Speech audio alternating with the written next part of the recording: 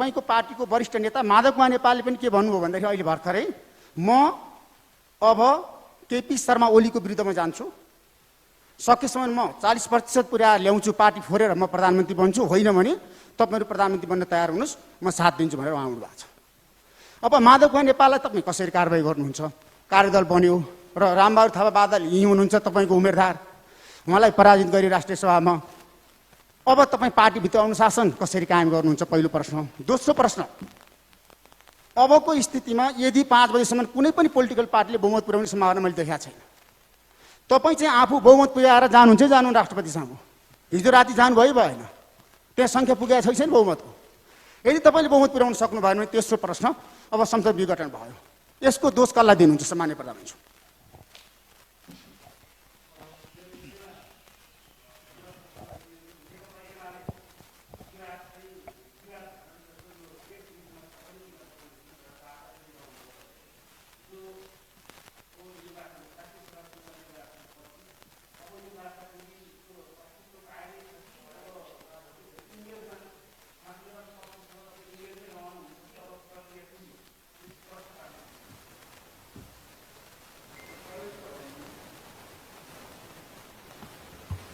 प्रधानमन्त्री म एउटा प्रश्न गरिहालौँ।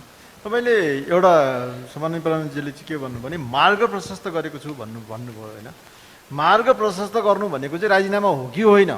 र मार्ग प्रशस्त गर्दैमा त्यसको चाहिँ राजीनामा नदिँदाखेरि एउटा चाहिँ काम चलाउ सरकार तपाईँ बन्न नचाहेको किन? र तपाईँले चाहिँ राजीनामा भन्ने कुरा स्पष्ट रूपमा किन भन्नु नखोज्नु भएको?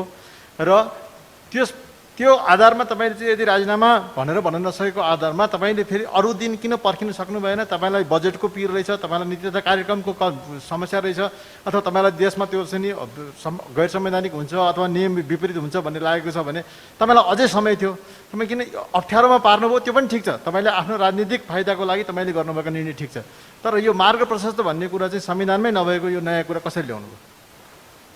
तपाईँले राजीनामा दिनुपर्ने कुरामा मार्ग प्रशस्त मात्रै कसरी गर्नुभयो? अहिले यतिबाट जाउँ। अच्छा,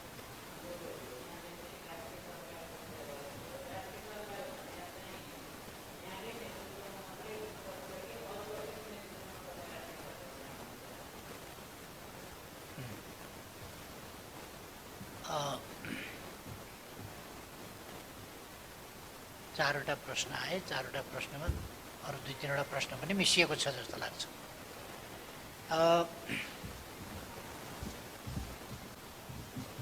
पहिलो कुरा मातृकाजीको प्रश्नबाट जाउँ कि जस्तो लाग्यो मलाई। एउटा जेठ 2 गते फर्किने या नेकपा एमाले भित्रको समस्या कसरी समाधान गर्ने भन्ने, एमाले भित्रको समस्या यो राष्ट्रिय चासो सरकारको विषय हुनुपर्ने थिएन यदि प्रणालीमै घात गर्ने स्तरमा हुँदैन थियो भने, प्रणालीकै धज्जी उडाउने खालको हुँदैन थियो भने, प्रणालीका मूल्य मान्यता नै धज्जी उडाउने खालको हुँदैन थियो भने। र यो त कस्तो भयो भने सामान्य एउटा इस्युको कुरा होइन, कर्णालीमा फ्लोर क्रस गराइयो। संसदीय व्यवस्थामा फ्लोर क्रस गर्ने कुरा लोकतन्त्रमा अस्वाभाविक, असाधारण, अनैतिक र अपराधपूर्ण मानिन्छ, दण्डनीय मानिन्छ त्यो दलीय हिसाबले। कर्णालीमा त्यही हो। त्यसै गरी रामबहादुरजी यहीँ हुनुहुन्छ, पार्टीले उहाँलाई उम्मेदवार बनायो र हाम्रै पार्टीभित्रका केही मानिसहरू विपक्षीहरूसँग मिलेर साँठगाँठ गरेर त्यो साँठगाँठको अगुवाईकर्ता भएर स्वतन्त्र व्यक्तिको रूपमा एउटा पार्टी कार्यकर्तालाई बागी विद्रोही बनाएर पदको प्रलोभनमा उसलाई पनि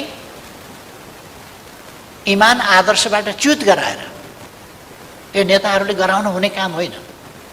कार्यकर्तालाई प्रलोभन दिएर, पदको प्रलोभन देखाएर आदर्श च्युत गराउने यो अत्यन्तै अनैतिक काम, त्यो गराएर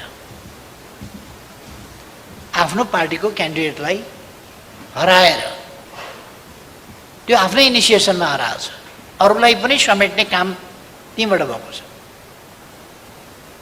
र समानान्तर कमिटीहरू बनाउनेदेखि लिएर पार्टीको कसरी ध्वस्त गर्न सकिन्छ, पार्टीका सांसदहरूलाई अनुपस्थित गराएर सरकार ढाल्ने प्रयास सबैले देखाएको छ। केपी ओली अलिकति कतै मन पर्दैन भने कसैलाई मन पर्दैन होला, तर पनि यो कुरा अनुपस्थित गराउने कुरा, सङ्गठित ढङ्गले अनुपस्थित गराउने कुरा लोकतान्त्रिक प्रणाली र आचरण अनुसार भएन भन्ने कुरा त लोकतन्त्र मान्ने मान्छेले त भन्नुपर्छ होला। भन्नुपर्ने विषय होइन र? यो कसैले भन्नुपर्ने, कसैले भन्न नहुने विषय हो र? एउटा स्ट्यान्डर्ड त राख्नु पर्ला नि, एउटा मापन त हुनु पर्ला नि। त्यो कुनै मापक नहुने, कुनै स्ट्यान्डर्ड नहुने र लोकतन्त्र भनेको छाडातन्त्र, अराजकतन्त्र त्यो त होइन। लोकतन्त्र भनेको त एउटा अनुशासित व्यवस्थित प्रणाली हो। लोकतन्त्र भनेको कानुनको राजमा चल्ने प्रणाली हो, त्यसलाई धज्जी उडाउने काम। यसको समाधान हामी गर्छौँ र पार्टी, तपाईँले सोधे जस्तै, पार्टी अनुशासनहीन र अराजकतामा पार्टी चल्दैन। त्यसकारण पार्टीलाई अनुशासनहीनता र अराजकताको यो फोहोरी खेल मैदान जस्तोबाट एउटा सिद्धान्त आधारित, सिद्धान्तनिष्ठ, गन्तव्यनिष्ठ, सङ्गठित, अनुशासित, सक्रिय संस्थाको रूपमा विकास गर्नुपर्छ। त्यो काम नेकपा एमाले गर्नेछ भन्ने कुरा म जानकारी गराउन चाहन्छु। दोस्रो, सर्वोच्च अदालतको फागुन 23 गतेको फैसलाले अर्कोको नाममा पहिली जेठ 3 गते पार्टी दर्ता गर्दा भइरहेको अर्काको नाममा दर्ता गरिएछ। अर्काको नाममा दर्ता भएपछि नाम जुदाएर दर्ता गर्न कानुनले मिल्दैन। नमिलेपछि दर्ता खारेज भयो। फागुन 23 गतेको फैसलाले दर्ता खारेज भयो। दर्ता खारेज भएपछि पार्टीहरू दर्ता पूर्वको स्थितिमा फर्किए। सर्वोच्च अदालतले पार्टी फुटाइदियो भन्ने कुरा होइन, दर्ता पूर्वको त्यो। किन दर्ता चाहिँ सदर हुन सकेन, अर्काको नाममा भएको हुनाले सदर नभएपछि दर्ता पूर्वको स्थितिमा फर्किए। दर्ता पूर्वको स्थितिमा फर्किएपछि अदालतले भन्यो, निर्वाचन आयोगलाई आदेश दियो कि फेरि अरूसँग नजुदाइकन नयाँ नाम लिएर आउने समय देऊ। निर्वाचन आयोगले 15 दिनभित्र नयाँ नामका साथ दर्ता गर्न आऊ, पुनः दर्ता गर्न आऊ भन्यो।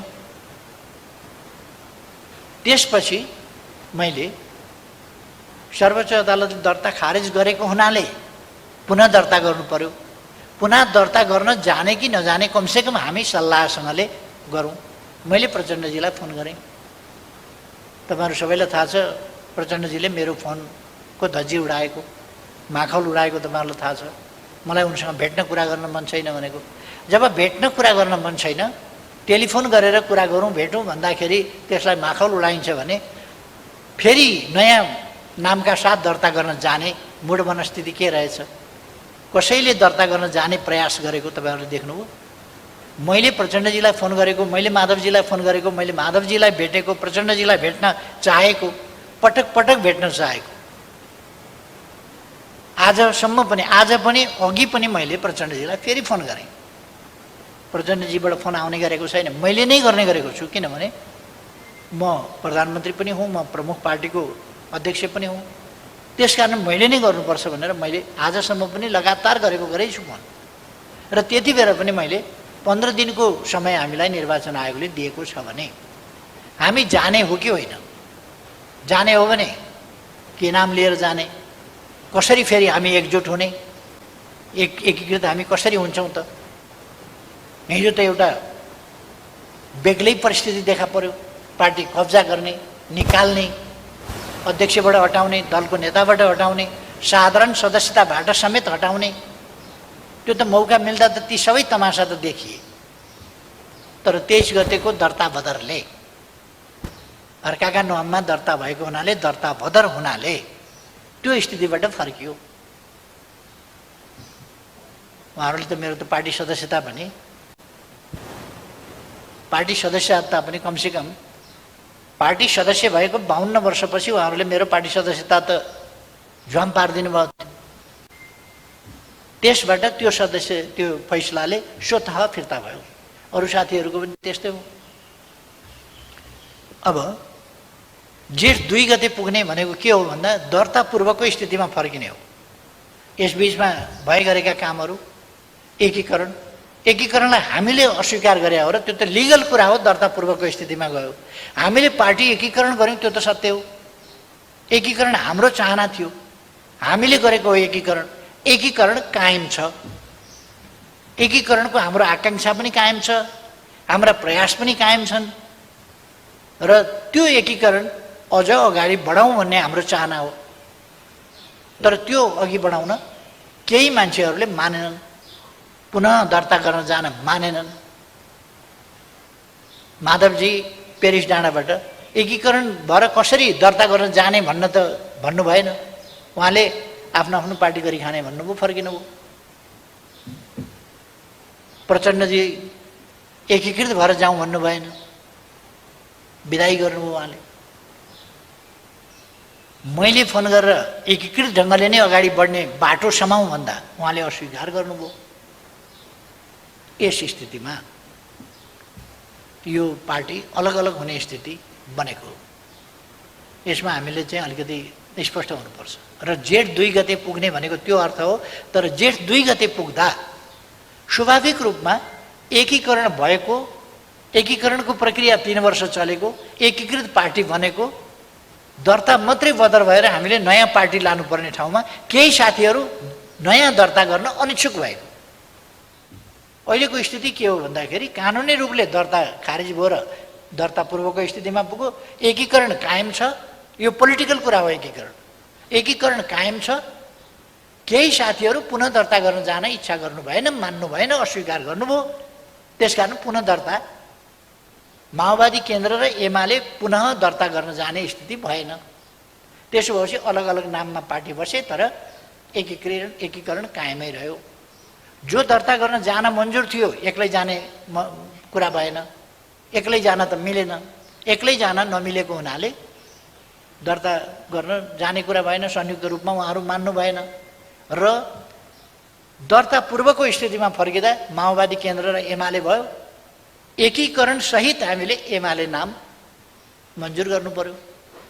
किन नयाँ नाममा त दर्ता हुन जाने कुरा भएन, पुरानै नाममा फर्कियो। नयाँमा नगएपछि एमाले नै नाम भयो। तर यो हाम्रो एकीकृतै पार्टी हो, एकीकरण सहितको पार्टी हो र राजनीतिक रूपमा हामी एकीकृत छौँ। दर्ता पूर्वको स्थिति त्यो हो। त्यसलाई अस्वीकार गर्न सकिँदैन। त्यो एकीकरणबाट आएका साथीहरू जो त्यसरी आए, एकीकृत छन्, एकीकरण छँदैछ। त्यसकारण कोही पनि एकीकृत भएका साथीहरू पूर्व माओवादी केन्द्रमा फर्किएन, एकीकृत पार्टीमै बसे। अवस्था त्यो हो। त्यसकारण यसमा इन्गेज गर्ने कि नगर्ने भन्ने कुरा होइन। हामीले पोलिटिकल्ली गरेको एकीकरण कायम छ, एकीकरणै हो। नाम एमाले भयो किनभने अर्को नाम लिएर दर्ता गर्न जान अर्को पार्टी मानेन। त्यसपछि हामीले नाम अर्को फेरिरहनु पर्ने आवश्यकता भएन। पहिलेकै जुन थियो त्यही भयो। यसमा म त्यो स्पष्ट गर्न चाहन्छु। र हाम्रो इन्गेज गर्ने कुरा होइन। हामीले समस्या समाधान गर्न खोजेका हौँ, तर उहाँहरूको समस्या समाधान गर्ने मनसाय नदेखिएर हिजोसम्म पनि चरम अलोकतान्त्रिक, अनैतिक, अनुशासनहीन काम हिजो मात्रै पनि गर्नुभएको छ। यसप्रति हामी उहाँहरूसँग यसको हिसाब किताब त गर्नैपर्छ, गर्नेछौँ। अब उहाँले उठाउनु भएको थियो 5मा जान चाहिँ राजीनामा गर्नै पर्छ भनेर संविधानले कहाँ लेखेको छ? राजीनामा गरेर मात्रै जान पाइन्छ भन्ने राजीनामा त कुरै छैन त्यहाँ। कुरो के छ भने विश्वासको मत ल्याऊ भन्ने छ। विश्वासको मत लिँदा त्यही स्वाभाविक ढङ्गले त्यहाँ पुग्ने हो। विश्वासको मत लिए सर मैले छोडिदिएँ भनेपछि यसमा हलो अड्काउने गोरु पड्काउने चाहिँ किन पर्यो? विश्वासको मत आएन, विश्वासको मत आउँदैन थियो, आएन, मैले छोडिदिएँ। मैले विश्वासको मत पाइनँ, चाहिएन। अनि विश्वासको मत के, विश्वासको मत पाएन भनेर फेरि एकपल्ट विश्वासको मत पाएन भन्ने कुराको रेकर्ड दर्ज गराउने मनसाय वा त्योभन्दा बाहिर त केही पनि हुँदैन। के हुन्छ र? तात्विक अन्तर के छ?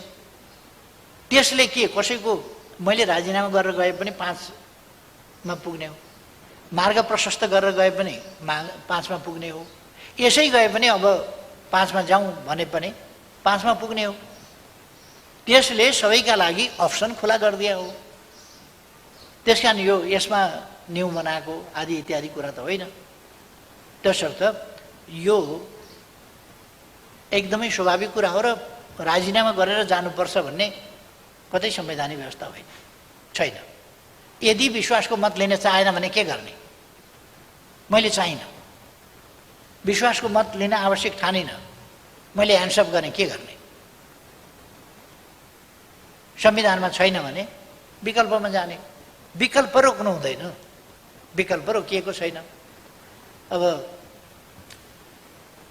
धमलाजीले उठाउनु भएको कुरा छ, के पोइन्ट थियो अरे?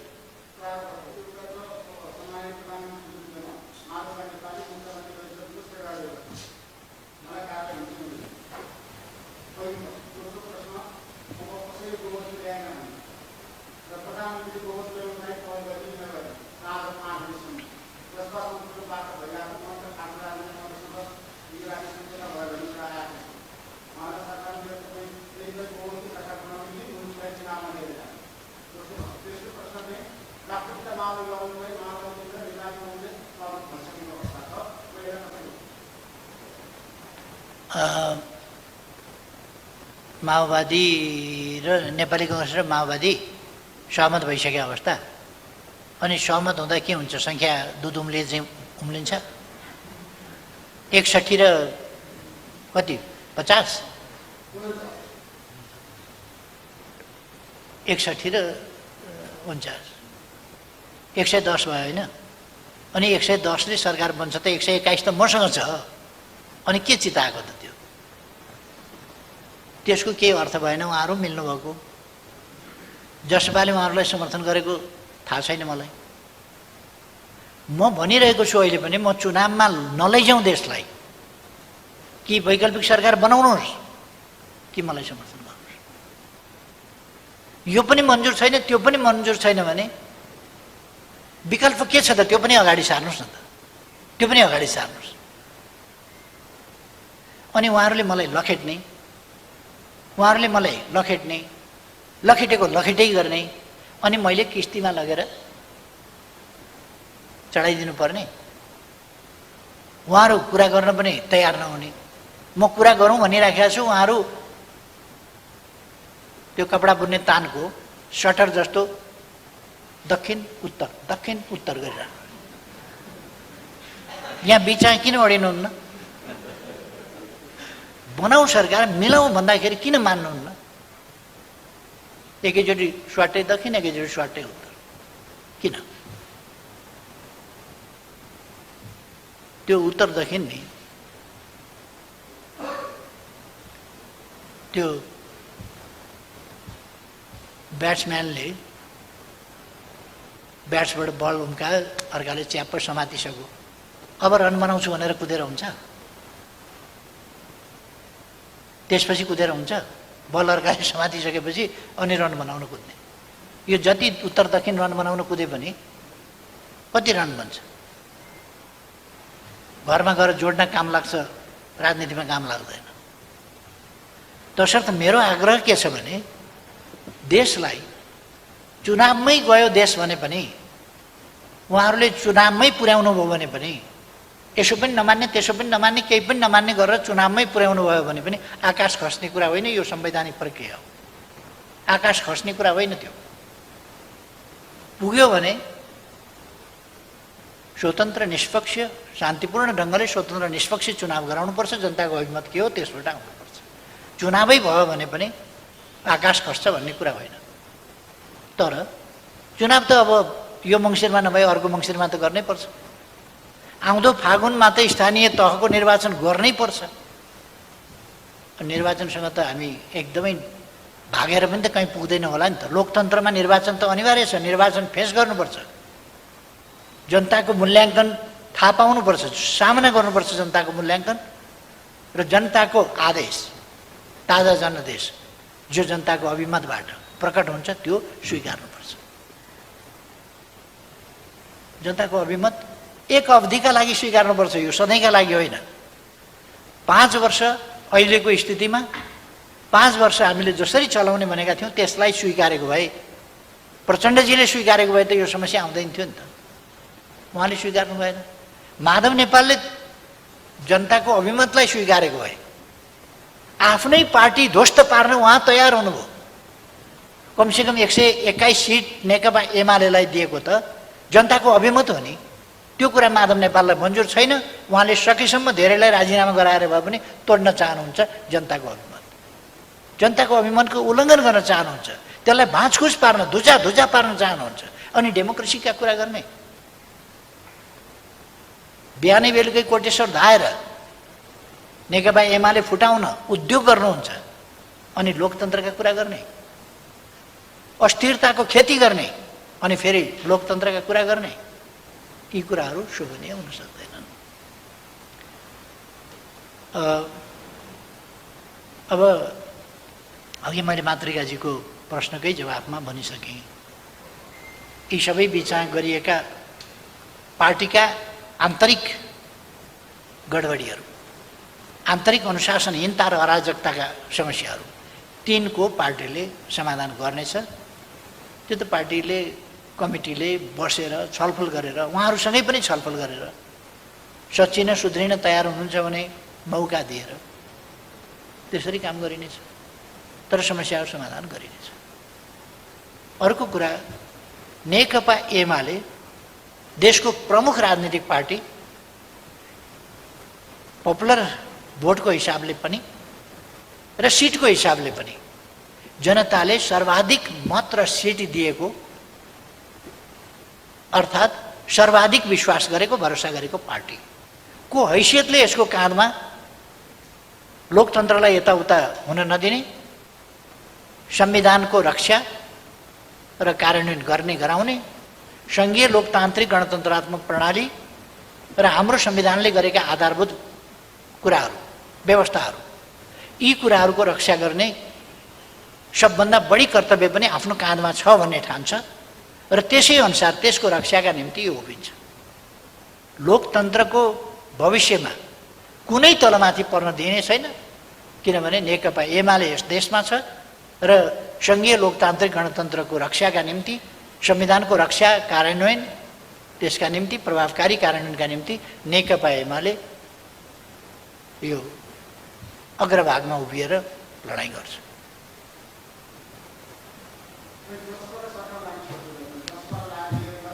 अहिले मैले सबैलाई आउनुहोस् भनिरहेको छु। जसपा मात्रै होइन त सबैलाई सरकारमा आउनुहोस् भनेको छु। छ अमितजी? यस प्लिज।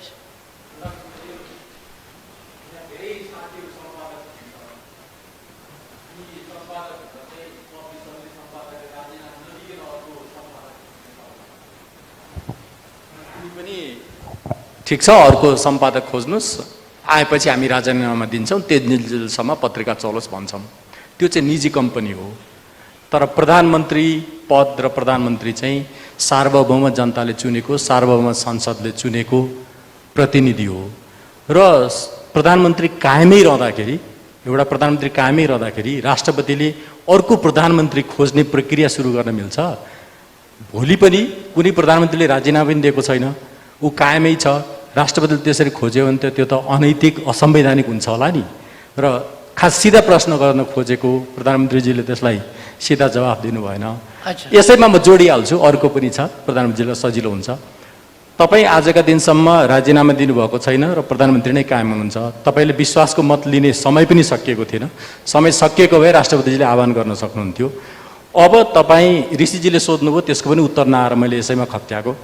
तपाईँ भरे 5 बजेसम्म तपाईँको नेतृत्वमा फेरि अर्को सरकार बनाउन भनेर दाबी गर्नुहुन्छ कि हुन्न? तपाईँ प्रधानमन्त्री अलरेडी हुनुहुन्छ, म फेरि प्रधानमन्त्री बन्नु पर्यो भनेर दाबी लिएर जानुहुन्छ कि जानुहुन्न? पहिलो प्रश्नमा चाहिँ के छ भने नि, यो निजी कम्पनी जस्तो सजिलो प्रोभाइडरको लगानीकर्ताको कम्पनीका मालिकको हातमा हुने जस्तो कुरा होइन। यो देश र जनताका हातमा संविधान सम्मत ढङ्गले रहेको अधिकारको कुरा हो।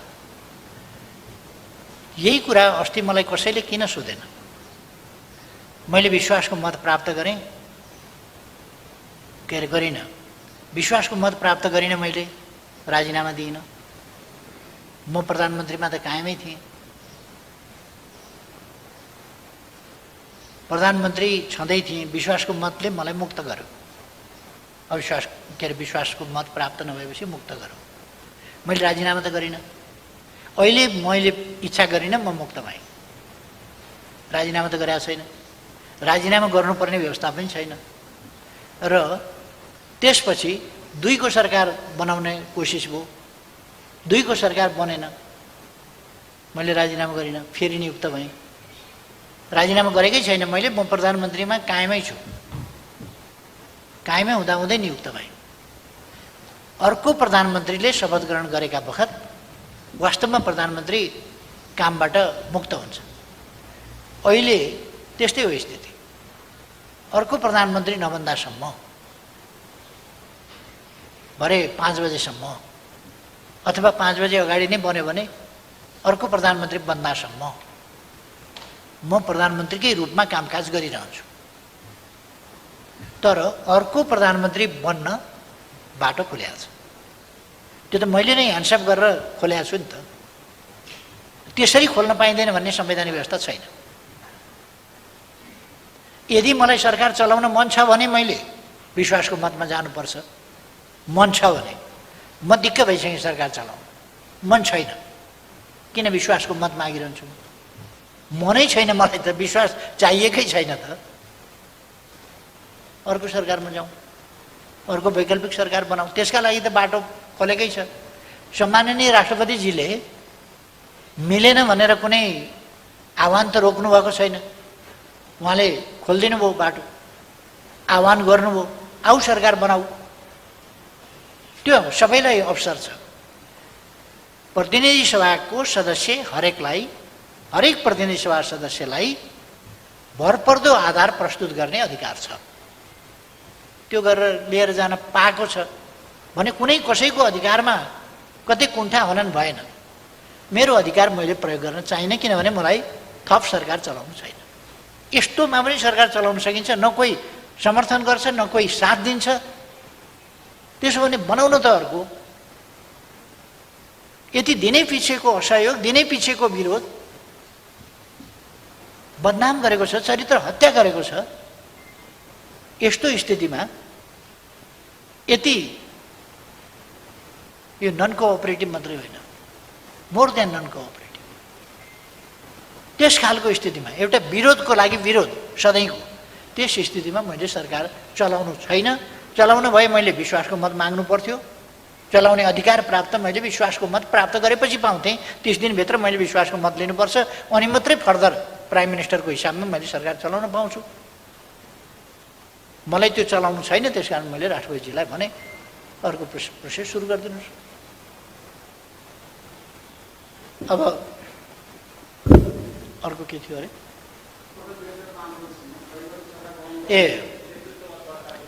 म दाबी गर्ने प्रयासमा छु,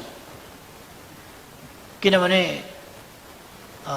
मलाई अरूले समर्थन गरौँ, र अरूको समर्थनमा, किन मेरो 121ले त बहुमत पुग्दैन, बहुमत नपुर्याइकन दाबी हुँदैन। प्रतिनिधि सभा सदस्यको हिसाबमा मैले दाबी गर्न सक्छु। अहिलेसम्म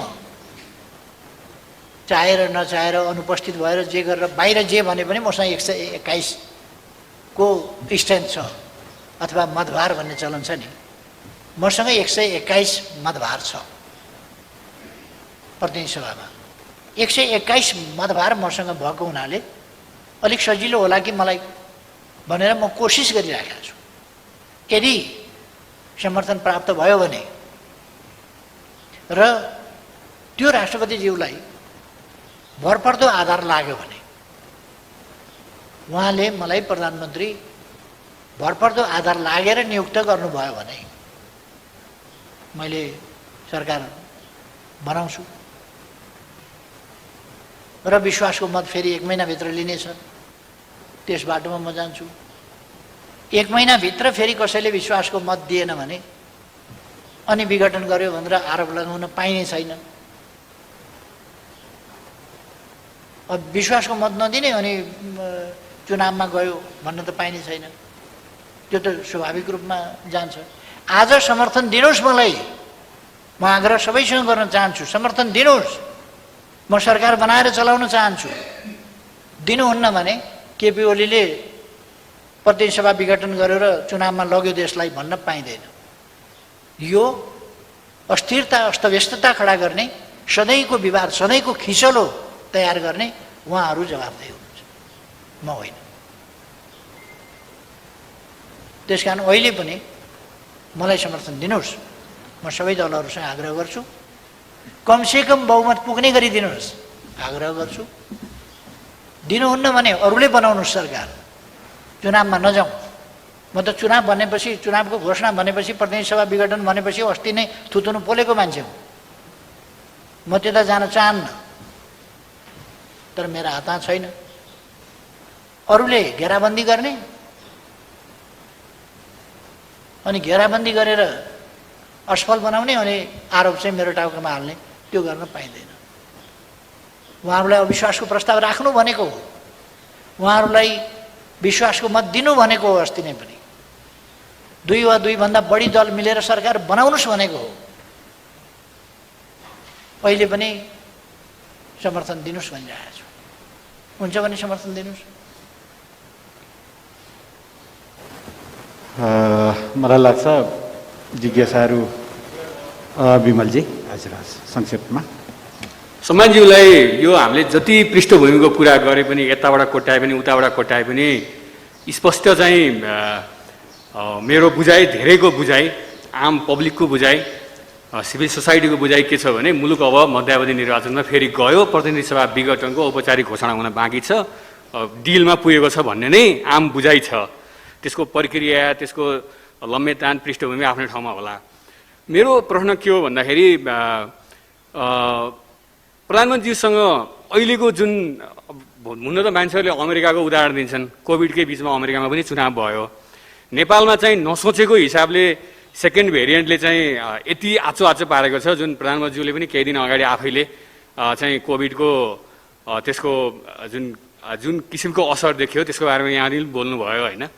अब सङ्कटकाल 6 महिनाभित्र भएन भने त फेरि सङ्कटकालमा जान्छ। मलाई लाग्छ त्यतातिर त अहिले सचाइ छैन होला। यस हिसाबले हेर्दाखेरि आउने मङ्सिरमा चुनाव गर्ने सरकारको भित्री तयारी हुनुपर्छ वा त्यही नै कदम हो भन्ने बुझिन्छ। तर अहिलेको गिभन कन्टेक्स्टमा कोभिडको यस्तो लहर चलिरहेको छ, मान्छेहरू WHO नै अनि त्यसपछि विभिन्न साइन्टिस्टहरूले, विभिन्न देशहरूले, अस्ति श्रीलङ्कामा पनि हामीले एउटा केस हेऱ्यौँ, थर्ड भेरिएन्टको, तेस्रो वेभको फेरि चर्चा आइरहेको छ। अस्ति हाम्रै स्वास्थ्य सेवा विभागले विज्ञप्ति निकाल्यो। यो स्थितिमा चाहिँ मङ्सिरमा चुनाव भएन भने हुने आधार के, भएन भने प्लान बी के हो प्रधानमन्त्रीको?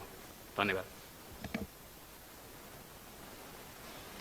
यो कुरा वास्तवमा मसँग भन्दा पनि प्रतिपक्षका मित्रहरूसँग सोध्नुपर्छ। यो कोभिडको महामारीको स्थिति उहाँहरूले देख्नुभएको छ कि छैन? अहिले मुलुकले भोगिरहेका कठिनाई र सामने आइरहेका परिस्थितिलाई उहाँहरूले आकलन गर्नुभएको छ कि छैन? मेरो विरोध मात्रै उहाँहरूले देख्नुभएको छ। चराको आँखो जस्तै केपी ओली र केपी ओलीलाई झार्न धनुबाण तानेर बस्ने, हानि राख्ने मात्रै देख्नुभएको छ कि त्योभन्दा पर पनि देख्नुभएको छ? कोभिड देख्नुभएको छ कि छैन? अर्को, मसँग सैद्धान्तिक तपाईँहरूले 121 सिट छ हो, त मसँग 121 सिट छ भने 271 सिटमा बाँकी सिट चाहिँ अरूसँग छन् नि त। अनि 121 सिटले चाहिँ दोष लिनुपर्ने, 121 कटाएपछि कति 150 सिट रह्यो। अनि 150 सिटले चाहिँ जवाफदेही लिनु नपर्ने, 121ले चाहिँ जोसँग बहुमत हुन्छ 150 सिट छ त्यसले जवाफदेही लिनु नपर्ने। म 121 भएकोले चाहिँ सबै कुराको अब्जस्ट लिनुपर्ने। 150 वालाले न आफू सरकार बनाउँछ न अरूलाई समर्थन गर्छ, त्यहाँनेरि हलो अड्काउने, अनि अब्जस्ट चाहिँ 121 भएकोलाई दिने। अझ त्यसमा पनि प्र्याक्टिकल्ली हामीले हेऱ्यौँ भनेदेखि त 93 रहेछ नि त। अरू त जति बेर जे पनि गर्न सक्ने रहेछ नि त। यो सरकार ढाल्नका लागि जति बेर जे पनि गर्न सक्ने त 27 जना त अस्ति देखियो त। पार्टीलाई धोका दिन सक्ने, पार्टीको टाउकोमा बन्चराले हान्न सक्ने, पार्टीको गर्दन तरबारले हान्न सक्ने, पार्टीलाई यताबाट हलाल गर्न सक्ने, ती त 27 जना त देखा पर्यो त अस्ति। त्यसो भएर त्यो 93 भएको बबुरोलाई चाहिँ हमला गर्ने। अनि 177 यो 27 समेत जो सरकारका विरुद्धमा खुलेर देखा परेको छ त्यो समेत 177 सिट हुन्छ। अनि 177 सिट 178 सिट हुन्छ। हजुर 177 हो। जब 177 सिट विपक्षमा छ भने त्यो 177 जिम्मेवार हुन्छ कि 93 वाला जिम्मेवार हुन्छ? तसर्थ संसदको त 1/3 जसो मात्रै मसँग देखियो त। त्यस अवस्थामा म आग्रह गरिरहेको छु तपाईहरू मिलेर वैकल्पिक सरकार दिनुहोस् भनिरहेको छु। भाँजो हालेको छ र त्यहाँ। अनि उहाँहरूलाई दोष नहुने, सरकारको योजना यो छ, सरकारको यो छ दृष्टिकोण, उहाँहरूलाई मिल्न नदिएको, उहाँहरूलाई फुटाएको मैले हो। नेकपा एमाले भित्र जस्तो अरू पार्टीभित्र मैले हात हालेको छ? त्यसर्थ मैले त अन्त हात हालेको छैन। उहाँहरू मिलेर सरकार बनाए हुन्छ। सक्नुहुन्न भने संसद बचाउँ, कठिन अवस्था छ, मलाई समर्थन गर्नुहोस्, मलाई समर्थन गर्नुहोस्। सब अन्तिम प्रश्न बसन्तजीबाट, त्यसपछि टुङ्ग्यौँ पनि होला।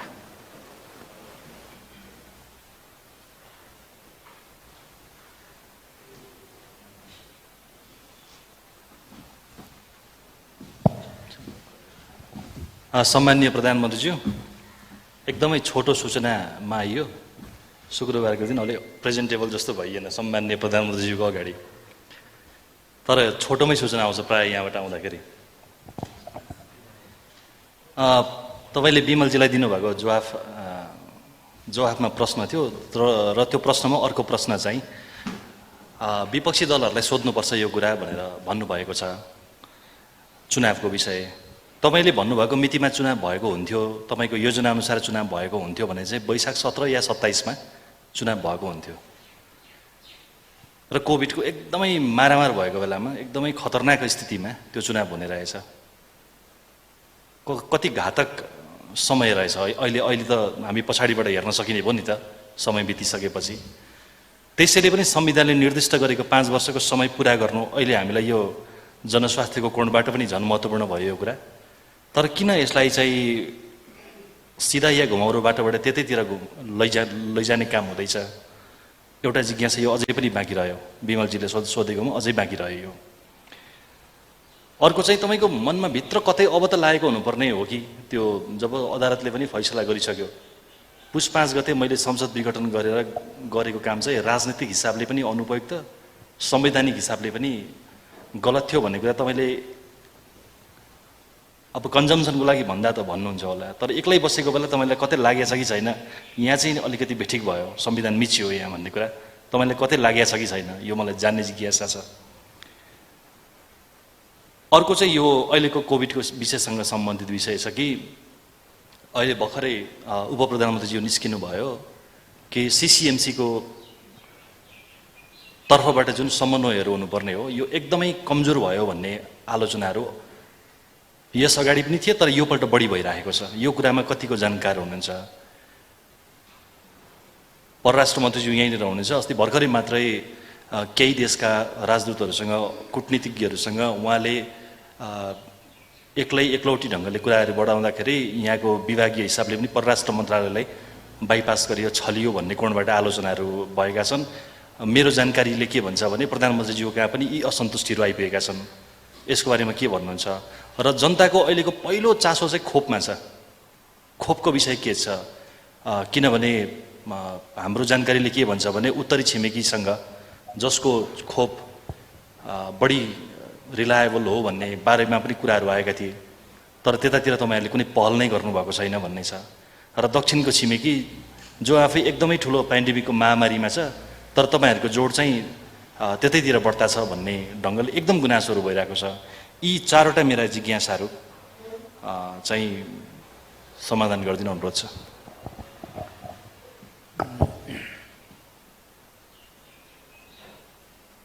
पहिलो त कोभिडकै विषयमा जाउँ।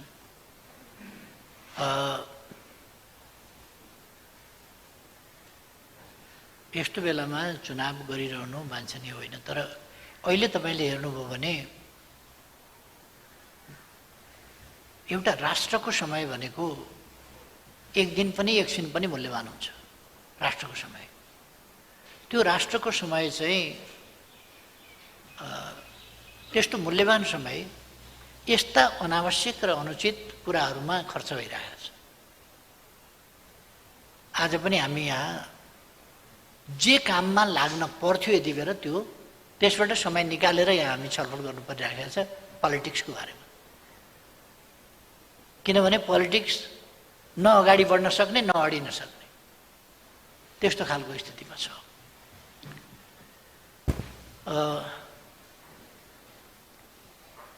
हामीले भ्याक्सिन दक्षिण एसियामा भारतभन्दा पछि जो आफै उत्पादक हो ऊभन्दा पछि पहिलो राष्ट्रको रूपमा लगायौँ।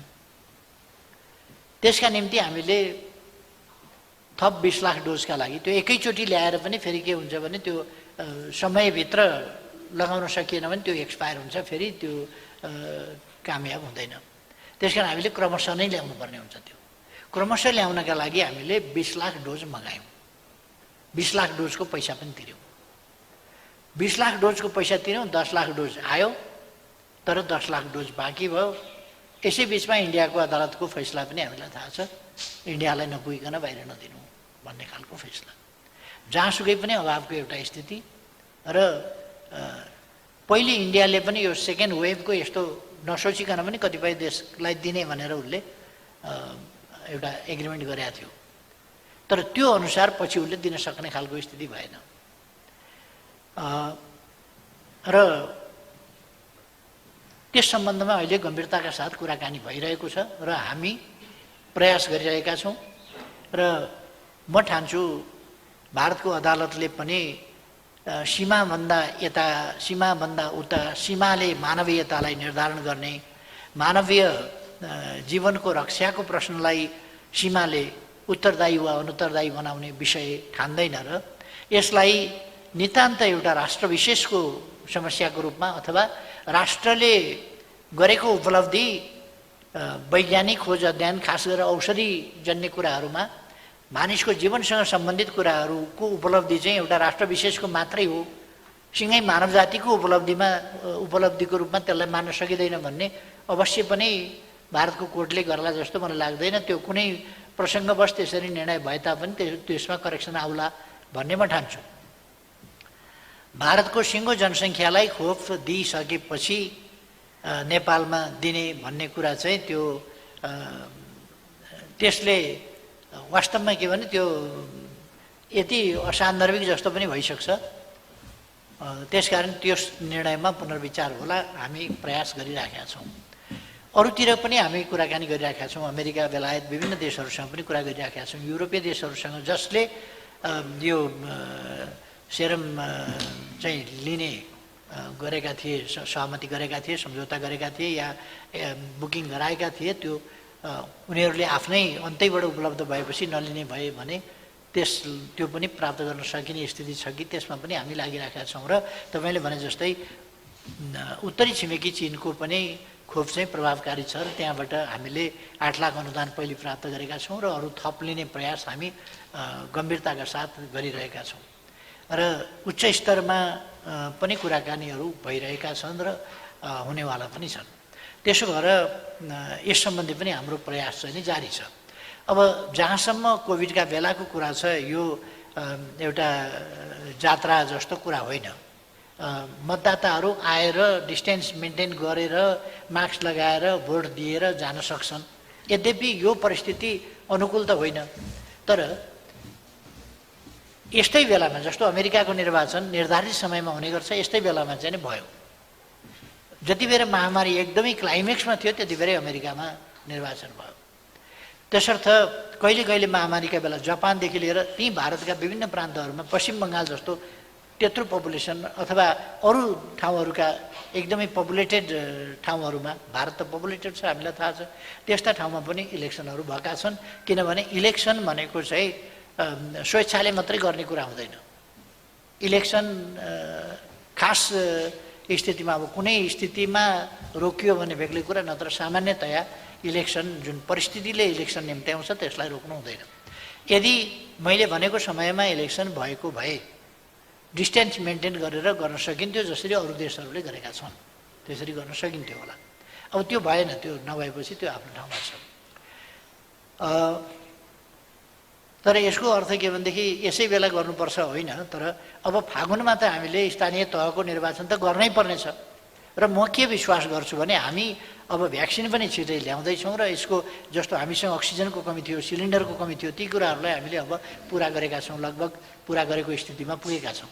त्यसर्थ अब भ्याक्सिन बाहेक अरू खालका इक्विपमेन्ट, भेन्टिलेटरका कुरा भए, अक्सिजनका कुरा भए, सिलिन्डरका कुरा भए, यी कुराहरूमा हामी कहाँ कमी रहँदैन। अब त्यसो भएपछि हामी यसलाई अरू खालका औषधिहरू, रेमडेसिभिर भनौँ या अरू खालका औषधिहरूको पनि अभाव नरहने खालको परिबन्ध हामीले त्यो मिलाएका छौँ। जहाँसम्म समन्वय भएन भन्ने कुरा, यस्तो भएन उस्तो भएन भन्ने कुरा छ, यो चाहिँ सामान्य अवस्थाको कुरा होइन, यो महामारी हो। अमेरिकामा कतिको म्यानेज भएको थियो, ब्राजिलमा कतिको म्यानेज भएको थियो, इटालीमा कतिको म्यानेज भएको थियो, बेलायतमा कतिको म्यानेज भएको थियो। महामारी भनेको क्षमताभन्दा बाहिरको स्थितिमा पुर्याउने गरी, महामारी भनेको स्वास्थ्यसँग सम्बन्धित प्राय, र यो स्वास्थ्यसँग सम्बन्धित विषय, स्वास्थ्यको सामान्य स्वास्थ्य क्षमता जुन हुन्छ त्यसलाई अलिक डिसअर्डर गर्छ। किनभने यो क्षमताभन्दा बढी भएपछि नै त्यसलाई महामारी भनिन्छ, क्षमताभित्रको कुरोलाई महामारी भनिँदैन। त्यस कारण क्षमताभित्र छ भने त त्यो त सामान्य अवस्था भइगयो।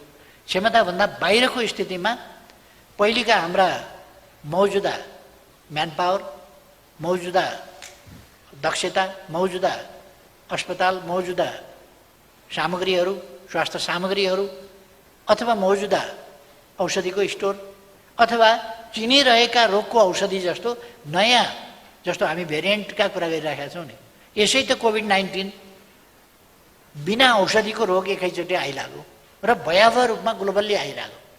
त्यस कारण दुनियाँमा को चाहिँ प्रिपेयर थियो र? चीनमा त्यत्रो मान्छे मरे, भारतमा त्यत्रो कति लाख मान्छे मरिसक्यो, भारतमा त्यत्रो मान्छे मरे, अमेरिकामा कति लाख मान्छे मरे,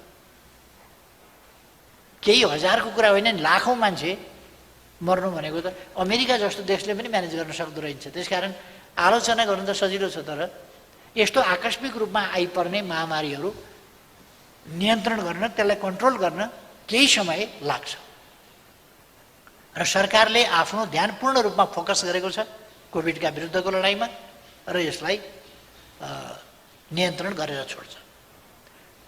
गत वर्ष हामीले लकडाउन आदि प्रभावकारी ढङ्गले गऱ्यौँ, जसले गर्दाखेरि धेरै फैलिन सकेन। जब लकडाउन कमजोर हुँदै गयो या लकडाउन खुल्ने स्थिति भयो, तब त्यो क्लाइमेक्सतिर गयो।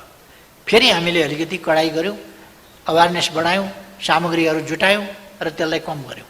तर त्यसो भइसकेपछि फेरि लापरवाही, अदालतलाई दबाब दिने हिसाबले ठुल्ठुला सभाहरू भए, होइन भने हामीलाई चाहिँ पुनर्स्थापना गरिँदैन भने सडकबाट गर्छौँ, सडकबाट पुनर्स्थापना गर्छौँ, अदालत टेर्दैन भने अदालतलाई देखाइदिन्छौँ भन्ने खालका जुलुसहरू, सभाहरू आदि इत्यादि भए।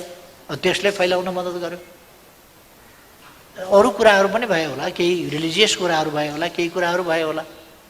त यसरी के भने यो फैलिने क्रम बढ्यो। अब हामी यसलाई नियन्त्रण गर्ने क्रममा छौँ। अब तपाईँले अर्को पोलिटिकल कुरा यही सम्बन्धमा के सोध्नु पऱ्यो? अर्को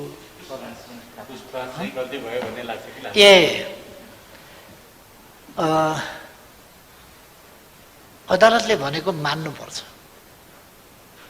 अदालतको फैसला मान्नुपर्छ र कार्यान्वयन गर्नुपर्छ। हाम्रा राज्यका तीनटा प्रमुख अङ्गहरू, तीनटा अङ्ग छन्, व्यवस्थापिका, कार्यपालिका र न्यायपालिका। सबै आफ्ना ठाउँमा आफ्नो आफ्नो ढङ्गले आफ्नो कर्तव्य पुरा गर्न स्वतन्त्र छन्, काम गर्छन् त्यसले। त्यसो भएर एउटाको कामलाई अर्कोले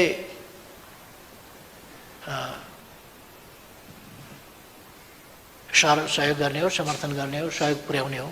त्यसमा पनि न्यायपालिकाले कार्यपालिकाको काम अथवा अरू कसैका काम संविधान सम्मत र कानुन सम्मत भयो कि भएन भनेर हेर्ने हो र तत्कालको बेन्चको बुझाइ, बेन्चले बुझेको संविधानको व्याख्या अनुसार फैसला हुने हो। र त्यही नै कुरा परम सत्य हुन्छ भन्न पनि सकिँदैन। अर्को समयमा एकपल्टको नजिर अर्को समयमा उल्टाएको हुन्छ, अर्को समयमा गरेको फैसला अर्को समयमा फेरि त्यस नजिरलाई उल्टाएको हुन्छ। त्यसकारण त्यो विभिन्न कुराले त्यसलाई प्रभावित गरेको हुन्छ। संविधानले प्रभावित गरेको हुन्छ, अरू कारणहरू, अरू परिस्थितिहरू हुन सक्छन्, त्यस्ता कुराहरूले पनि प्रभावित गरेको हुन्छ। र कहिले कहिले निर्दोष मान्छे दोषी हो भनेर अदालतले त्यति बेरसम्म पाएका तथ्य प्रमाणका आधारमा फैसला गर्ने हो, तर पछि मान्छे वास्तवमा निर्दोष हुन्छ। जिल्लाले दोषी हो भनेर भन्छ, अदालतले भनेको फैसला नमान्ने मान्छे त जेल बस्छ नि त। उच्च अदालतले दोषी हो भन्छ, जेल बस्छ। धेरै वर्ष जेल बसेपछि फेरि सर्वोच्च अदालतले निर्दोष रहेछ भनेर छुटकारा दिन्छ। ठुलो क्षति भइसकेको होला, तर न्याय उसले पाउँदा ढिलो भइसक्यो होला, तर पनि न्याय पाउँदा त अर्कै न्याय पाएको हुन्छ नि। जिल्लाबाट पाएको न्याय अर्कै थियो, उच्च अदालतबाट पाएको न्याय अर्कै थियो, ती पनि न्याय नै पाएको, तर ती न्याय उपयुक्त छन् कि छैनन् भनेर हेर्ने ठाउँहरू हुन्छ। हामी पुनरावलोकन आदि इत्यादिमा गएनौँ। पुनरावलोकनमा जाने हो भने त्यहाँ पनि ठाउँ हुन्थ्यो होला, हामी गएनौँ। हामी जे भए पनि राजनीतिमा झै झगडाको बाटो, मुद्दा मामिलाको बाटो, झगडिया तरिका हामी अवलम्बन गर्दैनौँ। त्यसकारण हामी खुरुखुरु अदालत निर्वाचन आयोगका आयोग एक दिन अध्यक्षबाट निकालिदिए निर्वाचन आयोगमा, अर्का दिन दलको नेताबाट हटाए निर्वाचन आयोगमा, साधारण सदस्यताबाट हटाए निर्वाचन आयोगमा, अदालतमा अर्को पुग्या छ। यो खालको तरिकामा हामी अलिक विश्वास गर्दैनौँ। पोलिटिक्सको हिसाबले गर्नुपर्छ, पोलिटिकल हिसाबले गर्नुपर्छ। र मलाई आफूले गरेको काम एक्लै बस्दा मात्रै होइन, निन्द्रामा पनि त्यो गलत लागेको छैन। अदालतले ठिक छैन भन्यो, अदालतको फैसला पछि अदालतले त्यति बेर ठिक छैन भनेको पनि अब संविधानको जीवित व्याख्या गर्ने हो भने त यो त के भने अहिलेसम्मको गति हेर्दाखेरि ढुङ्गा त गन्तव्यतिर त गइराखे जस्तो त लाग्दैन। त्यसो भने अब यो कुन ठिक थियो मेरो चाहिँ ठिक थियो कि अदालतको ठिक थियो, त्यो अब पछि कार्यान्वयन चाहिँ अदालतले जे फैसला गर्यो त्यसलाई सम्मान गर्ने, कार्यान्वयन गर्ने, त्यसलाई पालना गर्ने। धन्यवाद प्रधानमन्त्री। सबै साथीहरूलाई पनि धेरै धेरै धन्यवाद। महत्त्वपूर्ण छलफल भएको छ। यहाँ प्रधानमन्त्रीबाट व्यक्त गर्नुभएका विचारहरू र यहाँहरूले राख्नुभएका जिज्ञासाहरू जस्ताको तस्तै आउनेछन् मिडियामा र त्यसमार्फत सार्वभौम जनताहरू चाहिँ सुसूचित हुन पाउनेछन् भन्ने हाम्रो विश्वास छ। दृष्टिकोण आफ्ना हुन्, तर दृष्टिकोणहरू मतलब यहाँ भएका छलफलहरूको सही र जीवन्त प्रस्तुति हुनेछ भन्ने विश्वासका साथ यो पत्रकार भेटघाट कार्यक्रम यही सकिएको जानकारी गराउँछु। धन्यवाद।